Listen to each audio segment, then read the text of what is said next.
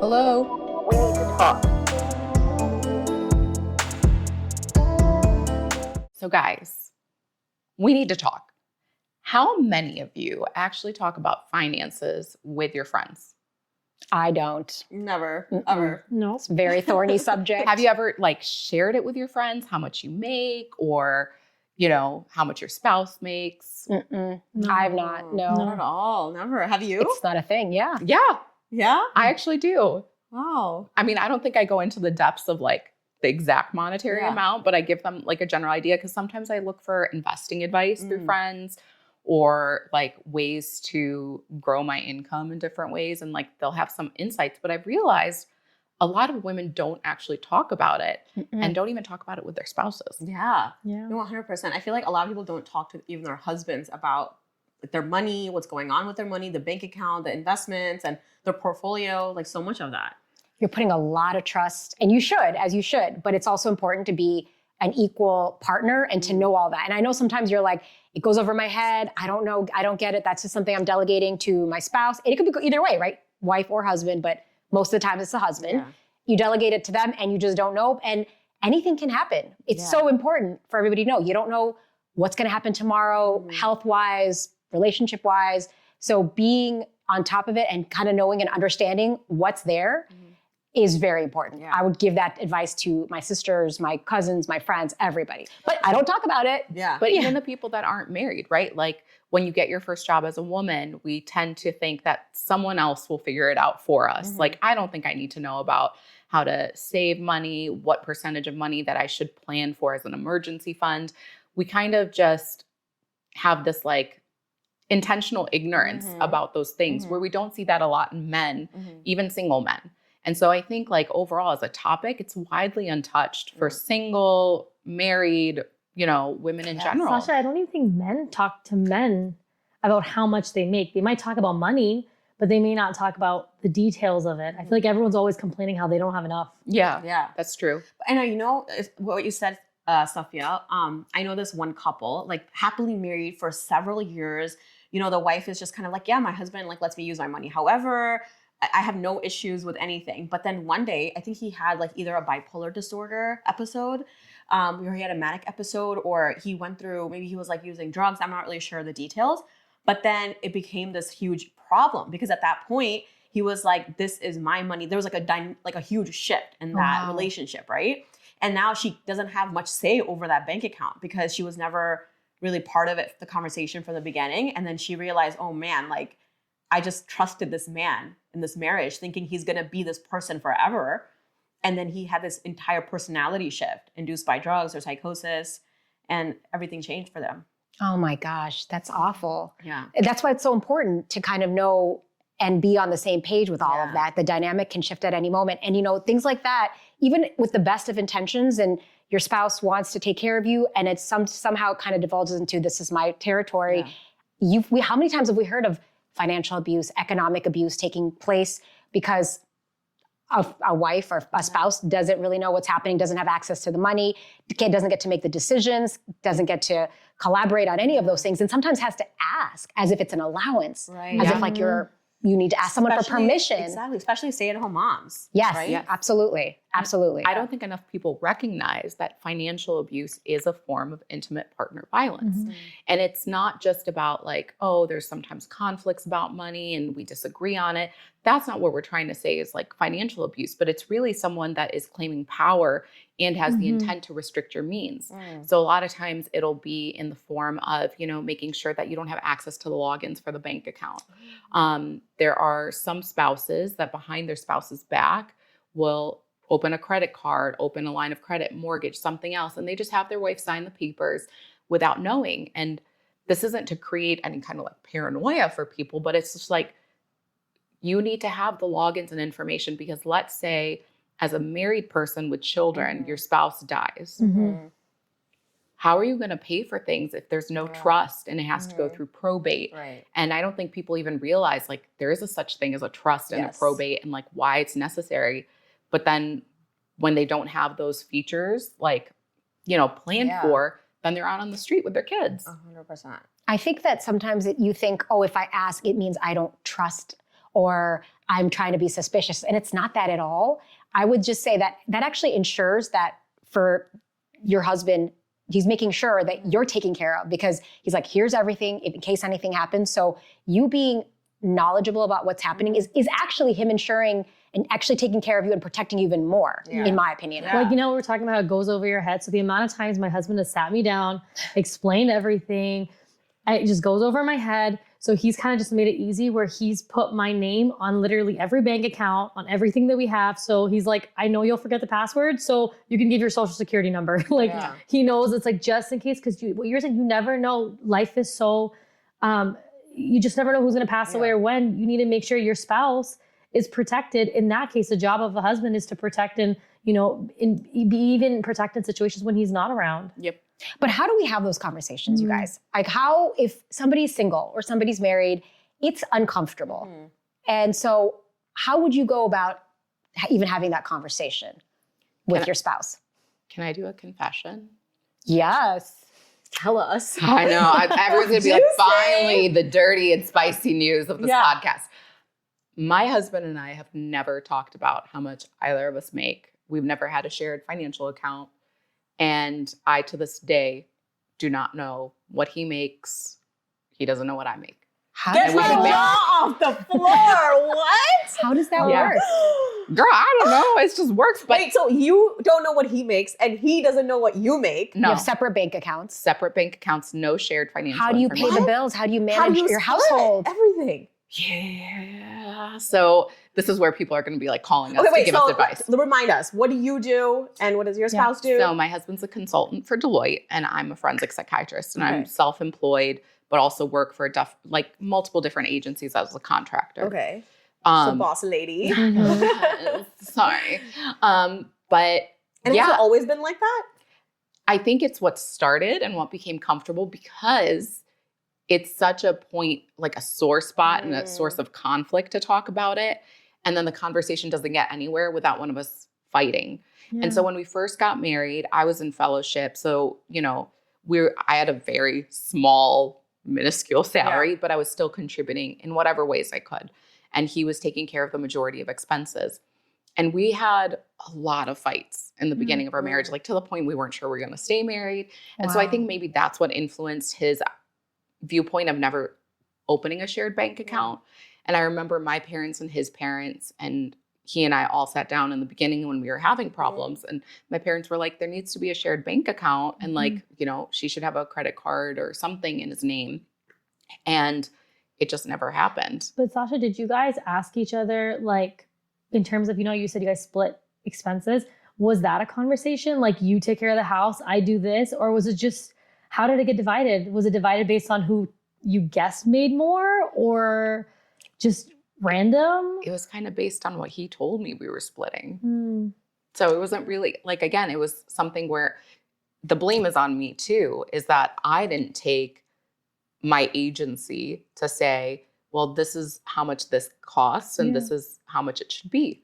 And essentially, it comes down to, it's almost 50-50, but then the whole mental load that's there is not 50-50. Yeah.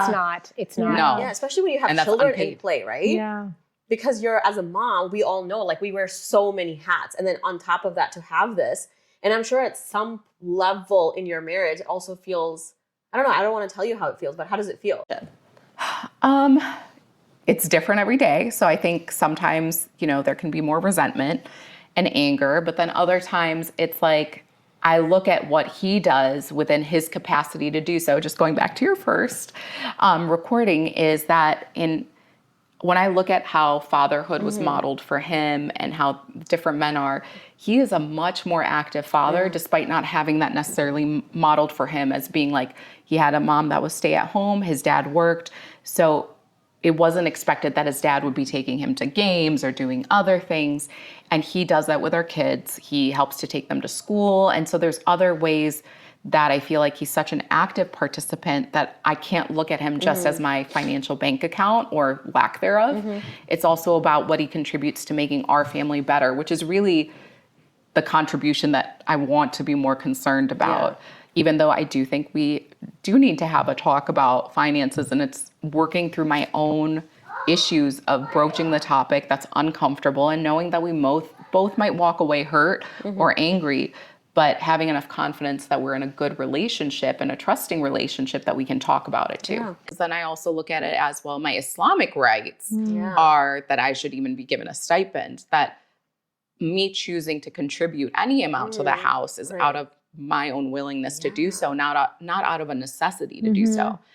And I think that's where it kind of feels problematic, because I'm like, well, yeah, these are my rights, but who's to enforce those rights? Yeah. That's Like, a very no good one's knocking point. at the door and being like, hey, so have you been, paying for your wife's stuff? Like, what's going on? It has to be an inherent thing where the man kind of thinks about it himself. Like, these are my responsibilities, that even if you as a wife make more money than your husband, the basic necessities, that's an amana. Like, it's not about money or not money. It's like literally your right upon him.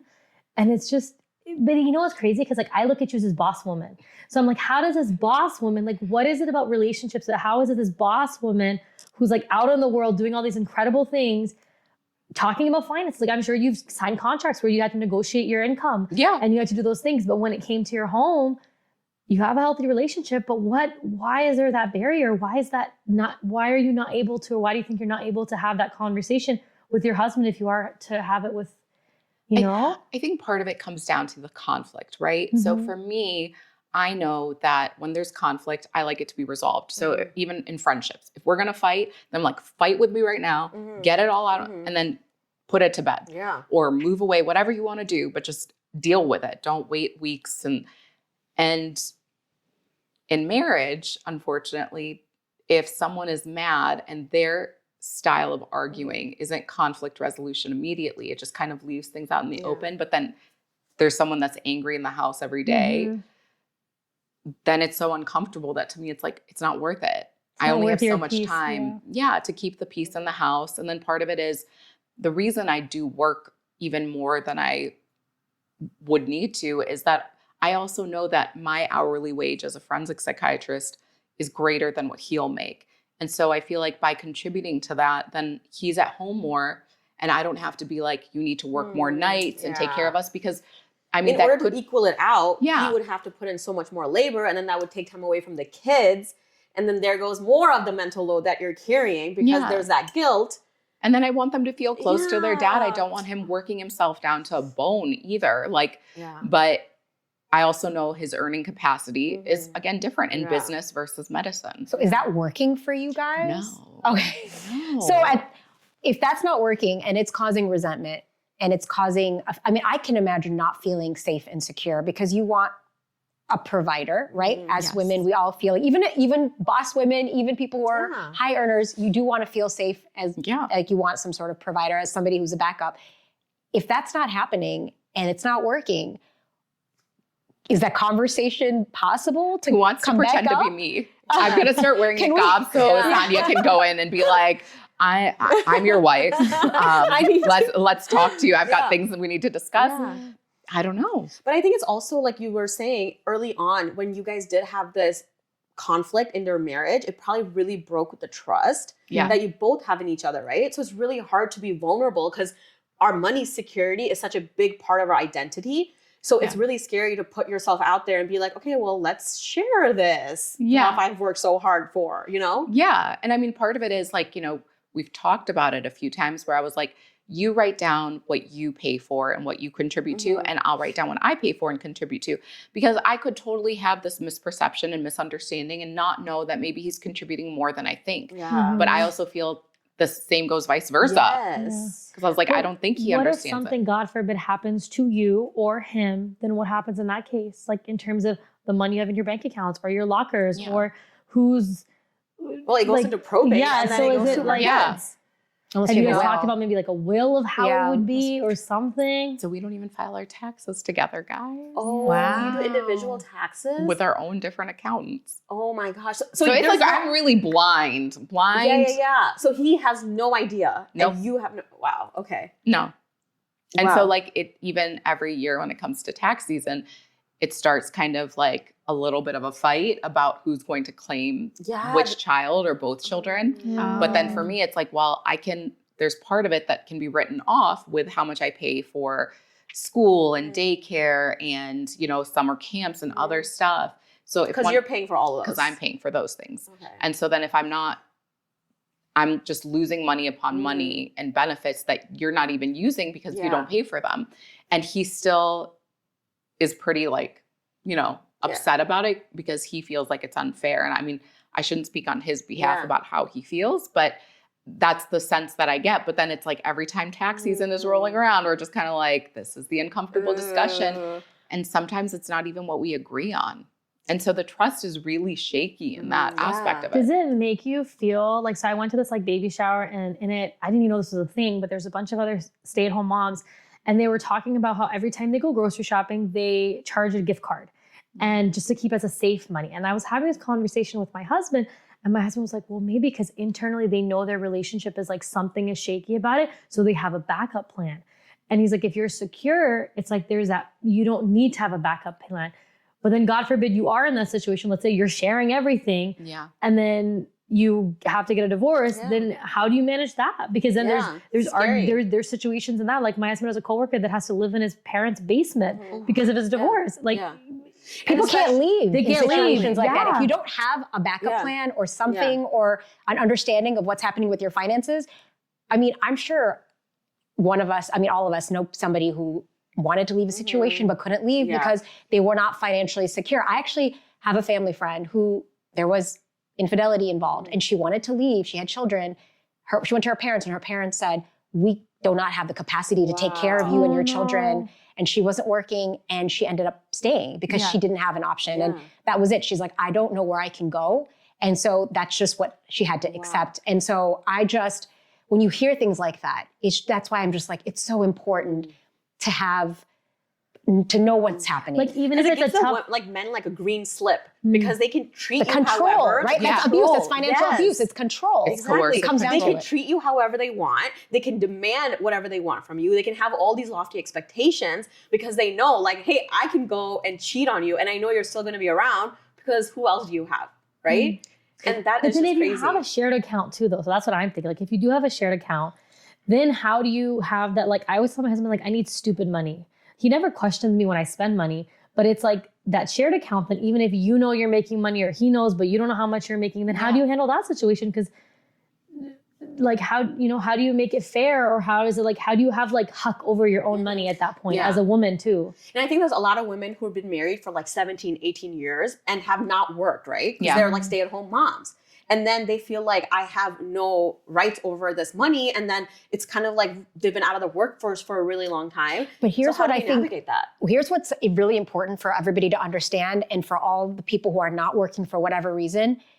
Unpaid labor is labor. Yes. So, and I was reading a study, I think I've got it. Stay-at-home mothers perform between $60,000 to $185,000 a year. So if you were to quantify that work, that's what they should have been getting paid. And this is not just even Muslim culture. Largely women, it's not quantified. Without any time off. Without any time off. No social security. no sick leave. No paid time. Yeah, exactly. No promotion. No promotions. No like nothing. feeling like an accolade of I achieved something, right? But you are raising children.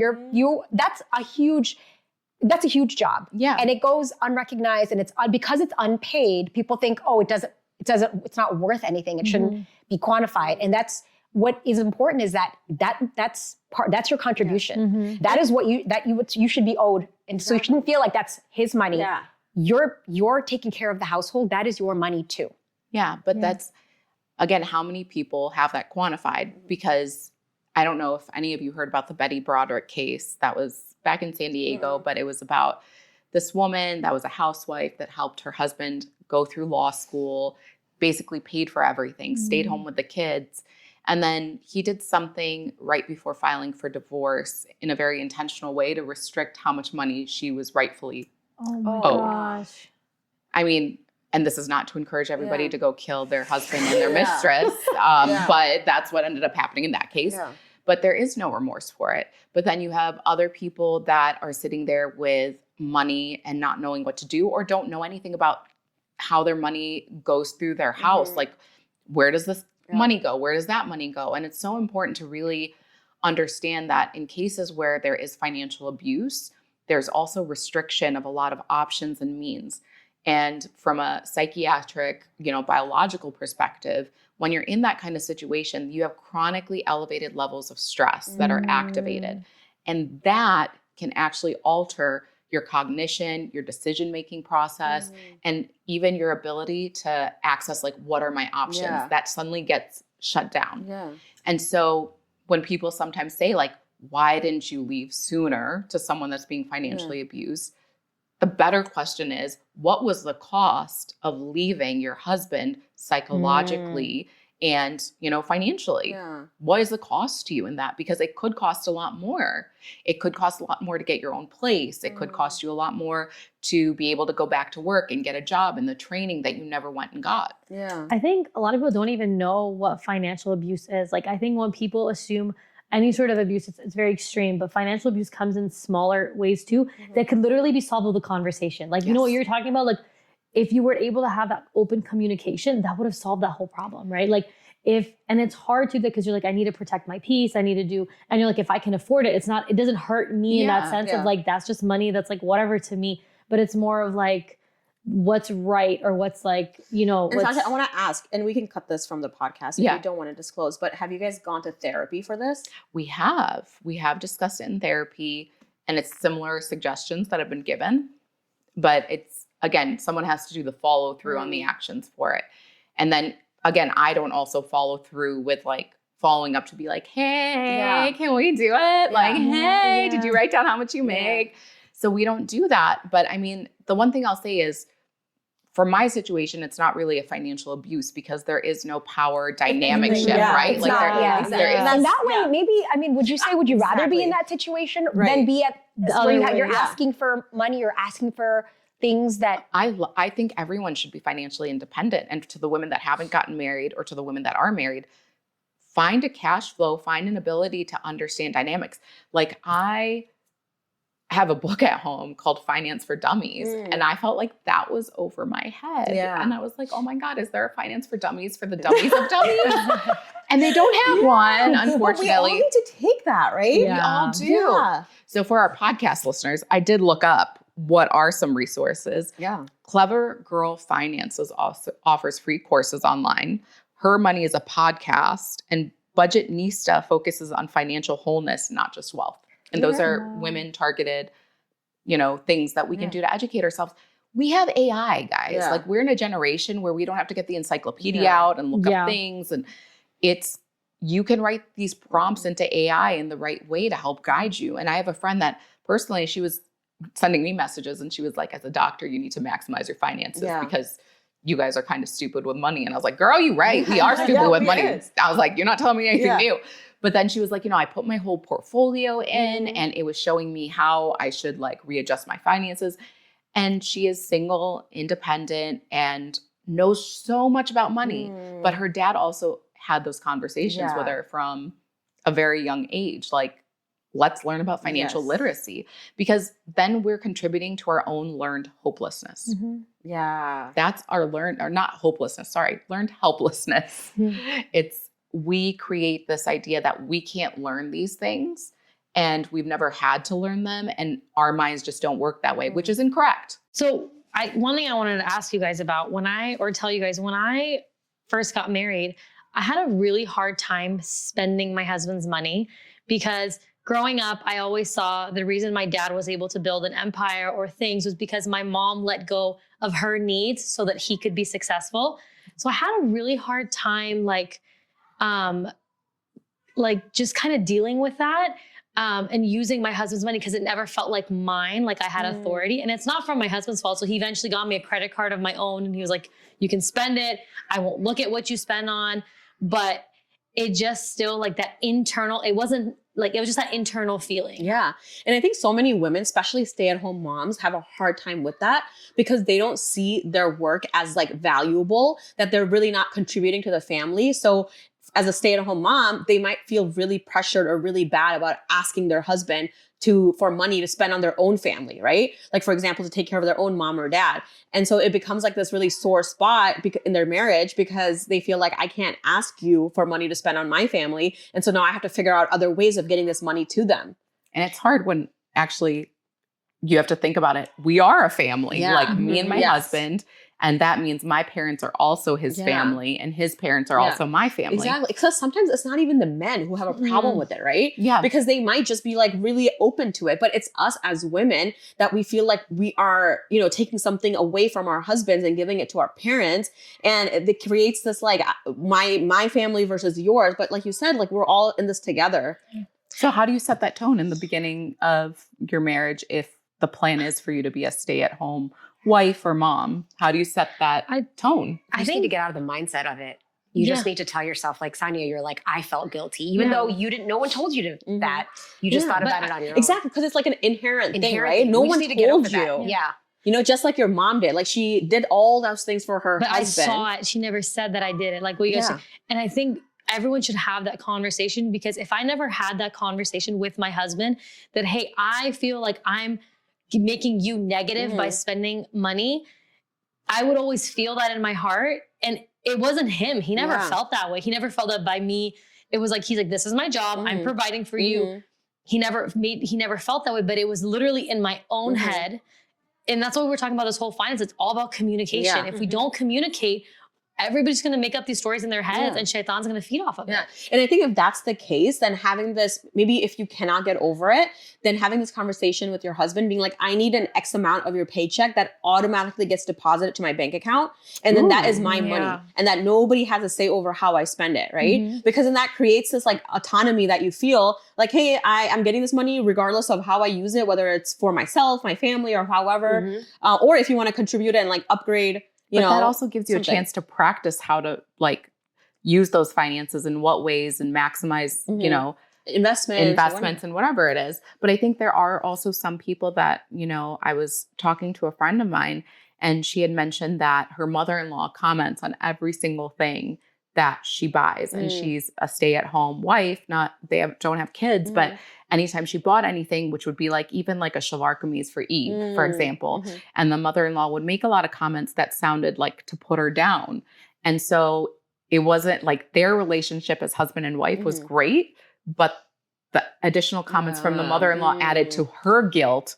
Was it comments about how much she's spending? Yeah. Oh, okay. Like probably like, oh, like my son works so hard or whatever. Like, you know, like, so my son works so hard. Look at what you're doing, spending money while you sit at home. Yeah. And it doesn't matter if they also sat at home. And it's not cultural, right? This is not Islamic in any way. No, of course. Islamic had so many business women, successful women, people who have their own money and finances. So this is all a function of culture. And that's why we have this whole concept of my money, you know, his money is my money is my money, right? Because I feel like Islam shows and highlights how much unpaid labor that women put into their marriages and their relationships. I think it's Western culture that brings in that concept of like women should also provide an income and they should also be a part of it, where Islamically, the women are doing their biggest bulk by taking care of the kids. And if they choose to have a career and they choose, that's their decision, that's their life.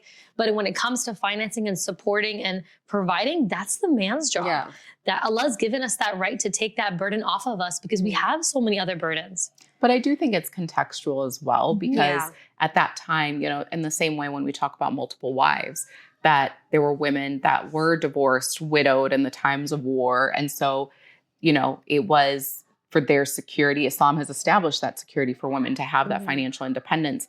But nowadays, because it is more common for women to work and to do things, I think it's definitely family specific, right? Like what you're comfortable with. But like, to me, I can't imagine not working if it meant that my husband would work less, because I also make more per hour. Like what I can bring home is more than what he would have to do in the same amount of time and would take him a lot of effort. And so I think it's just like everybody has to communicate about what they want out of it, because I know something like there are a lot of people that are like, you know, that was a back in the day thing and there was a context for it. For my money is my money, your money is my money. And might not be the healthiest way to either think about it either sometimes, because then you're telling your husband like, it's all mine. That also causes friction as well. Because like, what if your husband is struggling financially? are you going to be like, no? Yeah. There Because should you're a also be team. there should be, it's a team. Exactly. Yeah. I just had a thought. So you guys have seen like the trad wives or like sugar daddy, whatever, these trends. Do you feel like that, I don't need to do anything and everything, my husband's going to take care of everything. That's kind of being like glamorized or romanticized now, where they're like, oh my gosh, you have to worry about money. You have to ask about money. Like there's something wrong with you. Yeah. Whereas like that's like another, sometimes I'm seeing this But trend. it's also such an elitist point of view, right? Because people who are trad wives, they're traditionally white women from like very successful families where they're really creating this content which actually pays them a lot of money also. But the way they show and glamorize their life, it seems like, oh, I'm just being a traditional wife. But actually you do have an income, but your viewer is not like connecting the dots with that. And then also you're a white woman who has a lot of privileges that we just don't have. But I am that trad wife. Like I'm like the definition. And I think I'm still blessed in a lot of ways because some people women that do stay at home, their husbands may not make enough for maybe two. Like my husband will always say, like people would tell me, why doesn't your wife work? Then you'll have double the income. And my husband's like, her risk is coming to me from Allah. I don't you know what I mean? So if I don't want to work, I don't have to work. Allah's giving us my risk. But that also means that you have to have a healthy relationship and you're able to talk about finance. It's like a blessing for me is my husband works from home. So he sees how much work, unpaid labor I'm doing every single day. Yeah. He's not coming home to a clean house and just thinking that the fairy comes and does it. He's seeing me do it daily. And I do see it, I do think it is glamorized, especially with Instagram and social media, and they live in these perfect houses. And it's not. You have to find, I think my biggest thing is being that that trad wife. So trad wife, I think it's like a different term than how we use it. No, but it's like the stay-at-home moms that the husband provides everything for. They dress up in the morning, they look nice, they take care of their kids. Everything's from scratch. They probably have a nanny in the back. And then they're like, I went to Chanel and I bought this for myself. Exactly. Yeah. I mean, there was one thing on TikTok which I found so amusing. It was this woman saying that basically her husband pays her for all the unpaid labor she does, but it's actually, she gets a paycheck for it. So she was like, my in-laws are visiting for the week. And so my rate just went up because I have to clean up after 3-4 people. Yeah. I have to take care of this person. I have to go buy these groceries. And so I got paid $20,000 to when my in-laws visited. Oh my and God, that was like hilarious. I was like, that is one other extreme. I think it's hysterical. But I think it's hysterical to be like, I want to promote this. C-section, you're like, ding, ding, ding, ding, ding. Yeah. My C-section cost this much without insurance, so I deserve that much for the impact it had on my body. I don't think we're trying to tell anyone how to live their life. Like whether you choose to stay home, whether you choose to work, whether you're working part-time. I think the gist of it is just know what's happening. Ask the questions and be on a team, right? It's like you're acting as a council where you're not even like, oh, I have to ask so-and-so for permission or he has to ask for me. I mean, it's a team, right? It shouldn't be like, can I buy this?